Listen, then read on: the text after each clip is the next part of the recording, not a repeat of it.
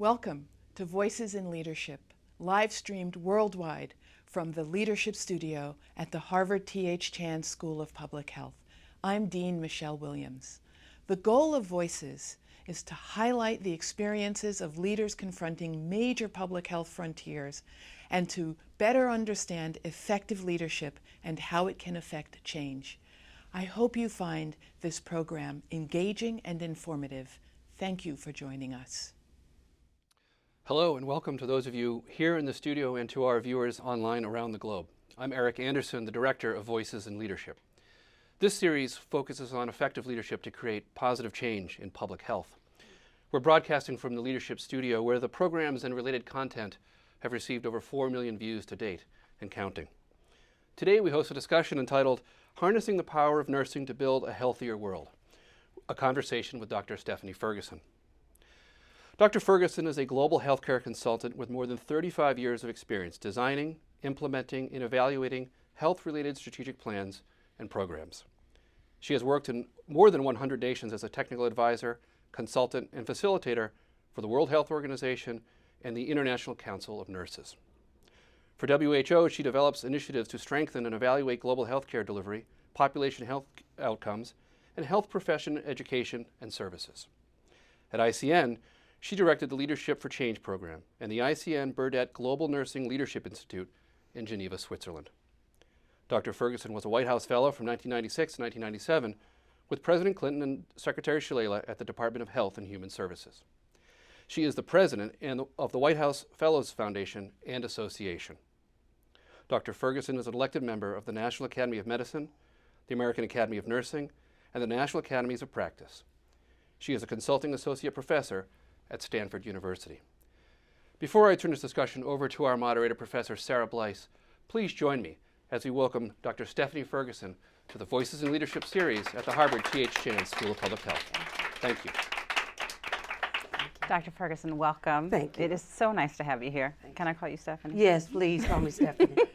So I would love to start by just hearing about your path, how you became a nurse and how you got to here. Okay, very good.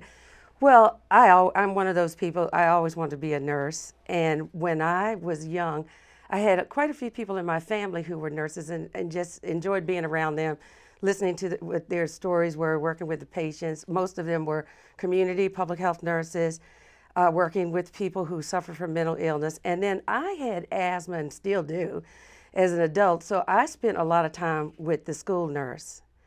And I thought she was the most magnificent person in the world.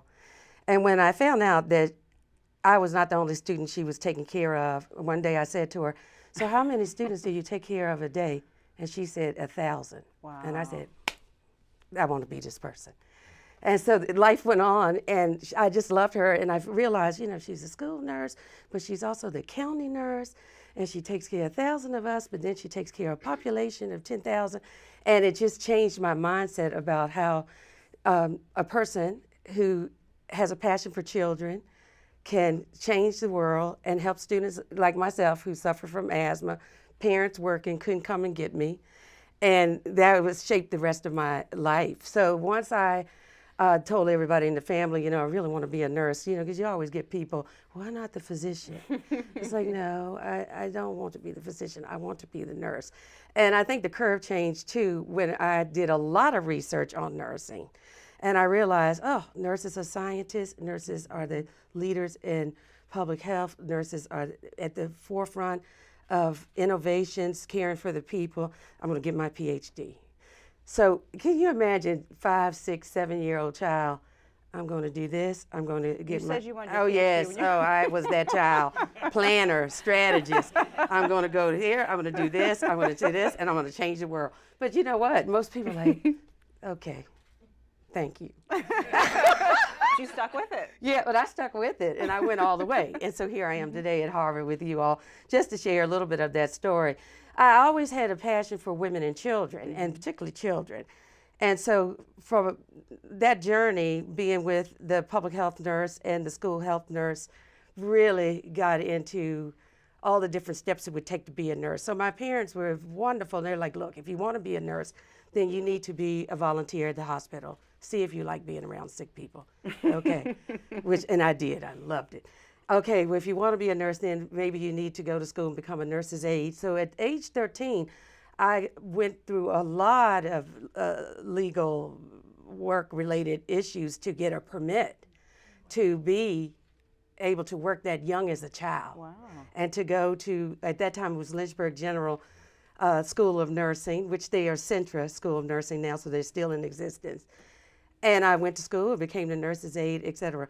But at that time, you could not work with children and maternal child. You couldn't be in that space. Most of the people I cared for were the elderly, the sick. I mean, back in those days, as a nurse's aide, I'd have like 40 people. Wow. That's a lot of people to care At for. 13? At age 13 up. And so I did that all the way through high school and also through college. At the University of Virginia, I was a nurse's aide the whole way when I was there. And I was an nurse extern at the University of Virginia in the pediatric ward. And so eventually, as life went on, once I went to the University of Virginia School of Nursing, which I absolutely loved, 2 degrees from there, my baccalaureate degree and my PhD. In my baccalaureate degree, I was one of the students I was chosen to be in a track where you could do part of your experience in the wellness track and part of it in the illness track. And it was great for me because in the illness track, OR, ER, labor and delivery, pediatric intensive care unit, et cetera. On the community side, working with the community action agencies, being in the health department, working with the school systems, et cetera. So I was able to blend all of that. Plus, I was a Spanish major, so getting the language skills right, making sure that you could communicate with all the different populations. Then fast forward, when years of service, I came back to UVA, and so my doctoral degree is very unique because of the way the University of Virginia is designed. So I have a background in primary healthcare, public health, health systems, and then also multicultural education and community psychology. So that's who I am as a person. So you see, all of that knowledge and skills helped me. After I did the bedside, then I also realized because of teen pregnancies and children being born that were very small and very sick, it's like I need to go and see what's happening. Why is this happening? And I was a scientist at that point. It's like, this is the same zip code. This is the same school system. This is the same neighborhood. This has got to stop. Right. And so as time went on, I really wanted to be in public health. And so I became very active, working with the Virginia Department of Health. I was the nurse consultant, the director of the newborn screening program for the Commonwealth of Virginia.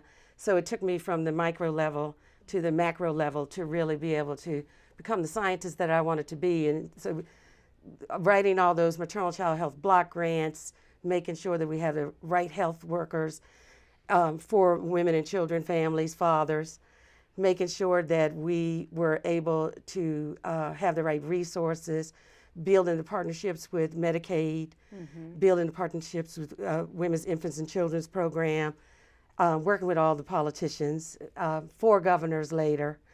And so that took me then to finish the PhD and then go to the White House because I was a White House fellow. I was a SAMHSA pre-doc, and I did a lot of research at NIH, but I did not want to go do the postdoc. I wanted to do the White House Fellowship as my postdoc because I want to go global. And so you can't go global if you haven't done anything in your own country. I love people. I want to go be the head of X, Y, and Z. Well, let's start local, and let's start regional, and let's start in your country. You have got to understand, you have to understand how your country works. So for me, I wanted to go and see how my country worked at the highest levels. Now, mind you now, I had worked in Congress on behalf of the Commonwealth of Virginia all my life, for years as that nurse. But I wanted to see the executive level, and I wanted to see what it's like to be with the President of the United States and also a secretary. And in my case, I ended up with Donna Shalala, so the rest is history, because I know you all, everybody. She's been here. Oh, yes, she's awesome. But can you imagine being her White House fellow, being with her for a year, shadowing her everywhere, working with her, seeing the Clintons come out of a major loss with health reform. Being with her because she is just so dynamic. She also has a passion for women and children. So our thing is, okay, I came in as second term. What can we do to change things? Well, it's hard to get politicians not to want to help children. So we're like, okay, we lost this, but let's go for the kids. Let's take care of the kids. Kids need healthy moms. Kids need healthy moms and healthy fathers and partners. Kids need healthy families. Let's make the Children's Health Insurance Program work for everybody. And so I worked with so many wonderful people at the Department of Health and Human Services, and we were able to get that through.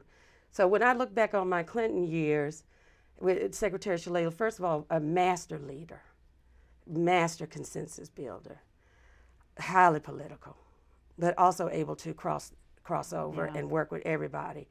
And so when you look at those times, yes, okay, we didn't get health reform in, but we got Children's Health Insurance Program. I think this is one of the landmark health policy achievements and legislation that got passed through. The other thing was welfare reform, because in the state of Virginia, we had already been doing welfare reform, getting people to work, getting women and children in the right place with the right people. I mean, even as an executive at the state of Virginia, I had people who worked for me who were welfare to work. So you always had people, what is it like? Are they able to do it? Yes, listen, anybody who lives in a situation where it's crime-driven, organizational, crime bosses, drug-infested, et cetera, you can do all things. And what do you think of the parallels to what were the big health reform debates now? The parallels are similar, because what happens is people come into these offices and they're like, this is my time. I'm going to change the world. I'm going to bring all my buddies. And we're going to sit in a room and we're going to do it. Failure. Absolute failure. Because you can't do it. Yes, of course, you can have the kitchen table conversations. But then if you want to change the world, you got to bring everybody to the table. Right. So what I see now, just a group of people, I'm this, you're that. And so you don't come right here. It's too tribal. It's too tribal. Yeah, come on, people. And then everybody, I'm going to do this to you to get rid of you. I'm going to do this to you to get rid of you. But I'm the type of person that is, and what are you doing for people? What are you doing for the population? Okay, if you don't like the Affordable Care Act, then how can we fix that? It's hard to go and jump from one incremental health policy program that you put in to do a total rehaul on a country like ours. And we have people all the time, well, but Sweden does this and Finland does this. Yes, and they're this big. And I love them. I love Sweden and Finland. Don't get me wrong. But we have a lot of people in our country, rural, remote, urban, lots of different issues going on now with the opioid epidemic, et cetera. So we have got to have people come to the table. So a lot of the parallels is it was very divided back in 1996. And it's very divided now. And it's very divided now. And what I learned from being at those tables is I did exactly what I did in Virginia, because we had to get along back in those days. Now you will see now Virginia's got some divisions with the Dems and the Republicans, and now it's all Dems. I tell you what else I've learned, when you get all of the same people, they don't get along. And the next thing you know, it's like, well, what did you all achieve? And most times people can't tell you because you didn't achieve a thing. So what you need is to get people to come together. And so for me, being with Secretary Shalala, she let me do what I knew how to do, which was to work that hill, get as many people in the United States of America to buy into welfare reform, buy into the Children's Health Insurance Program. And then we had a passion for science. So a lot of people don't realize, but I think what will go down in history with the Clintons is giving research to biomedical research, really funding NIH and all of what I call the departments of health services research and, ARC, all those different agencies for healthcare quality, NIH, SAMHSA, the whole gamut, CDC, et cetera. So we had the money for scientists to be able to do what they need to do to carry forward the models in public health, the models in biomedical. And now you see we're going backwards with that. I don't see the funding at the level I think the funding should be at. We're going to have to disrupt everything we do. We're going to have to think about using different methodologies. AI is going to play a role, blockchain technology, and just using computer science to a level that we can't imagine to reach the masses. And so we need the money to study that and see what works. But I lived in a very divisive time. Remember, December 19, I think it was 1998, Bill Clinton was in the impeachment process. We're right back where we are. So I would look, I feel like a deja vu. Yeah, there are a lot of parallels. A lot of parallels. And you've spent a lot of your career, we're going to talk about your consulting firm, but you've done a lot of work in public service. A lot. And what do you think for you have been the key things you've taken away from that have helped you in your career now? Well, first of all, public service is where it's at. If you want to change things, you want to change the world, you have got to learn how to manage populations and work with people. And so for me, thinking big, that's where I wanted to be. I enjoy being at the bedside. I was at the bedside for about 15 years of my life, but while I was at the bedside, I was highly political and very much so active at the highest levels of government. And so what I've learned is you have to have consensus. Most people like working with me because I try to get people to have consensus. If you just do a vote, the majority said this, the minority said this, you're going to have a lot of unhappy people. But if you can build consensus, say, okay, what can we agree to do? Just give me 3 things. Just give me, what can we agree? And get everyone on the same and page. get everybody on the same page so we all feel good about this. Let's have the win-win. And I feel like if you don't have that win-win, you're not going to move it forward. Thinking strategically is another key thing. And judgment. And judgment. Critical thinking. Using evidence, using assessment. This is not about your feelings. This is about the evidence is showing. We have done our assessment. Look what we're finding. Look where the gaps are. Look what we could do. Look what the science is saying. Look where the models are. Let's replicate. Let's see if this works with this culture. Let's see if this works in this community. So I think, being at the high level and working at that level, you also have the ability to understand finance and health finance and economics. And it takes money. And I think you'll hear a lot of people, well, we can do this for everybody. Are you sure about that? So for me, also sustaining, making sure things are sustainable. Worst thing you can do with a group of people is to give them something and then take it away from them. And so those are the things that, being at the table. If you're not at the table, you've heard many people say this, you're definitely on the menu. My thing is this, you can still be at the table and also be digested. So it's a fine balance, and you can appreciate this because you're in nutrition. It's a fine balance. It's a fine balance, what you're taking in, what you're doing, how you're, working with everybody. But you need to be at that table. So another big part of your life is that you have this consulting firm that works all over the world. And so you could have taken a clinical track only. You could have taken an academic track only. You could have just spent your career in public service. You've done all those 3, and then you've also decided to have this real entrepreneurial spirit and actually go out and sort of serve as your own consultant. So talk to us about that decision and sort of how that has shaped your career. Well, I come from an entrepreneurial family.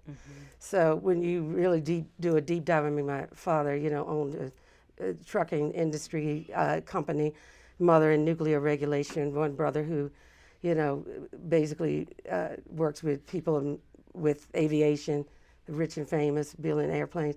And then my other brother, as he said, keeps the lights on in many places, cybersecurity, et cetera. So we all own our own companies and everything. So it's in the family, as I say. For me, having your own enterprise, it puts you at the table in a different way because it's a public-private partnership, so you become that partner. So it's not just you are that employee. Does that make sense? No, I'm that partner. How about I know way more people than you do, have much more influence than you do, and can turn this around. So people like that. And also it allows people to see you in a different space. And we've got to do things where we work with business. We can't do business as usual. We have got to bring businesses in. We have to bring all sorts of people who have those backgrounds to be able to turn that curve. So I've been in that space for a long time. And I actually like having that space for where I can go into WHO and be the person who won the bid. Does that make sense? To turn it around. So you're in 1 foot in, but you're also 1 foot out. So you can also be the advocate.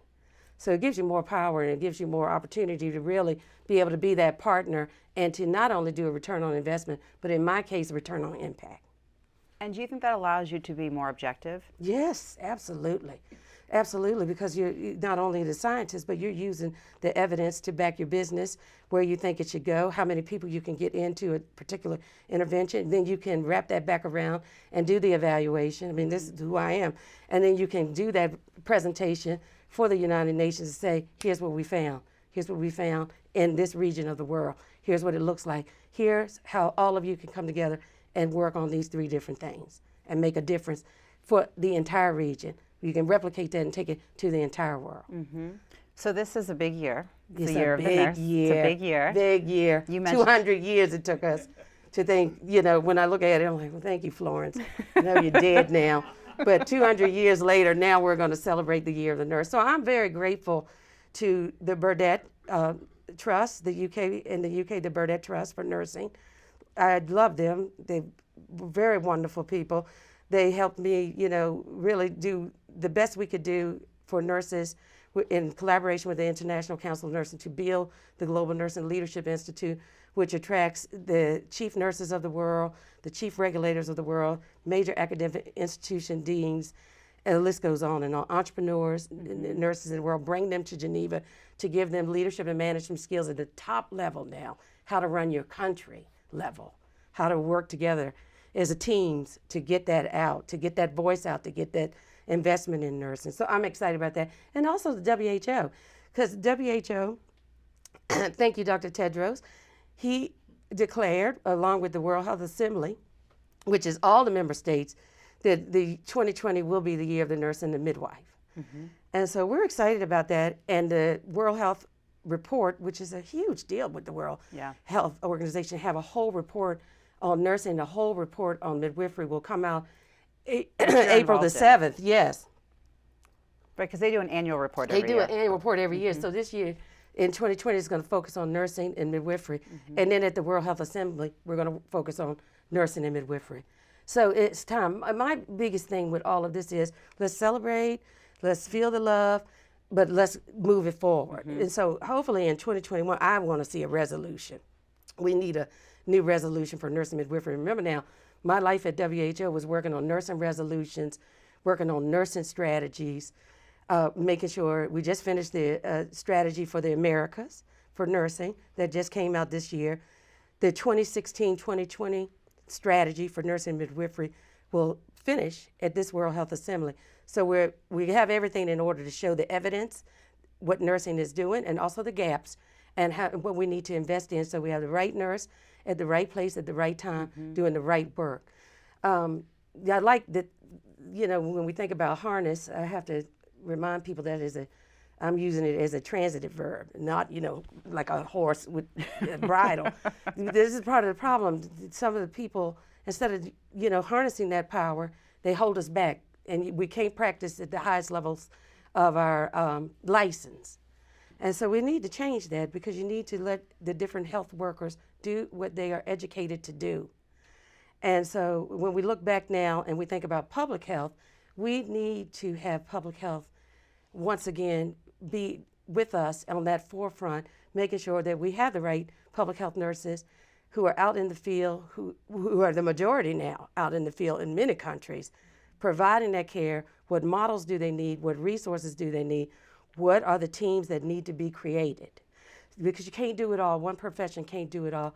But how do we scale that up worldwide so we have those nurses who are able to be the leaders and the managers that we are to provide population health management? And so we're sitting now in a school of public health, I but know. there are a lot of nurses watching this.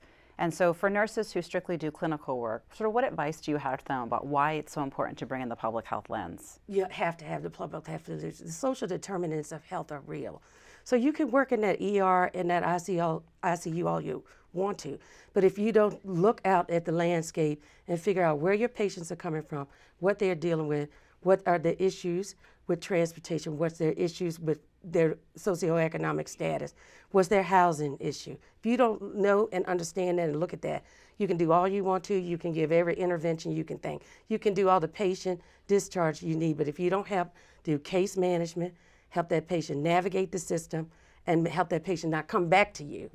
I always tell people, I'm gonna work myself out of this NICU. No more sick babies. No more teen pregnancies. Right. Stop it at the door. Just stop this at the door. Let's go get this straight in the community. So that's what I would tell you. The sky is not the limit for you.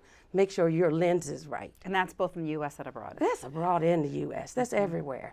Yeah, but you need to know what you're dealing with. You need to know the community you work in. That's the micro level when you get to the acute care setting. And what about women who are watching this? Women who are thinking about a PhD, maybe I want to start my own company, maybe I want to go into nursing. What would be your advice to them? Well, first thing is, what's your passion? And if you figure out what your passion is, what makes you get up whether you get paid or not. You look like me. I get up, oh, data. Love it. Sunday mornings, okay, God, how are you? And then look at what this data is showing me. So you got to know what your passion is. And so I that's my first thing. Don't try to be somebody you're not. Yeah. And I see a lot of people, I want to be this, I want to be that. But what do you want to be? So you need good mentors in your life so you can have those deep conversations. And full disclosure, you're one of mine. Yes, she was one of mine, and she was a White House fellow. And also, I might add, and look where you are. Now, think about that. We had deep conversations. True. What's your next journey? The other things I find with women, sometimes I look at the CV and everything, it's like, okay, how much longer are we going to do this same committee? Okay, I think you've done that enough. You've been the head of this and the this and that and the this and that. Something new. Come on, you need to go, you have a lot to offer for the world. Time to move forward. So I think women need mentors, women need female mentors, but also we need male mentors. And I find sometimes people, I'm like, well, why you just have all women as your mentors? You need a man in your life. You need some good, don't get all crazy now with just women mentors. No, you need everybody in your life. And you need, in my case, non-nurses, and non-physicians, non-health-oriented people. So I think that is also something that I encourage people to do. Let me help you find some other mentors that can help you find what that passion is. The other thing I tell women is, I didn't get invited to the table. Well, just, it's always nice to ask. I'm a firm believer in that. But you're a citizen, so you can show up. Just show up. If there are no chairs, bring your own chair. Women, we're resourceful. You can find a chair. Get to that table. But volunteer to be at that table.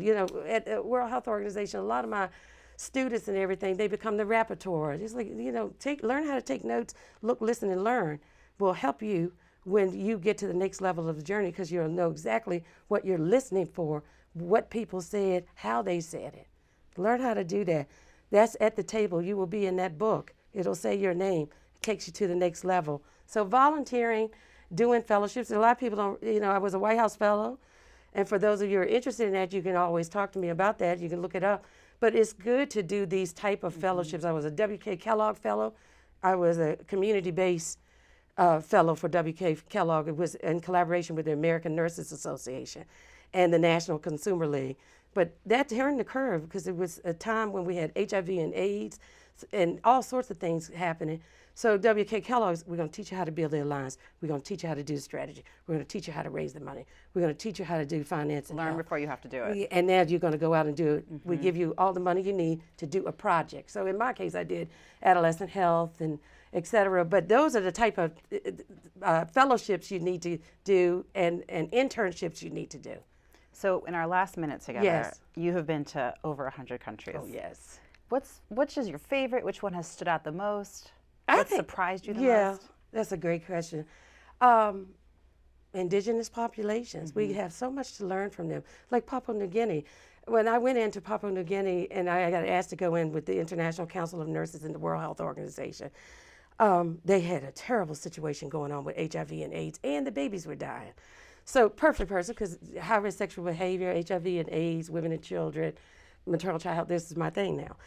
And when I went in, I saw what women can do in tribal warfare, no resources, an epidemic that was very similar to Africa, particularly in sub-Saharan Africa, and how they dealt with it and how they were able to be resilient. So when a person like me comes in, okay, I'm going to give you the knowledge, skills, and ability. We're going to get your voice to another level. We're going to turn this around. Let's talk about this. What is going on here? Why are we having so much with this HIV and AIDS?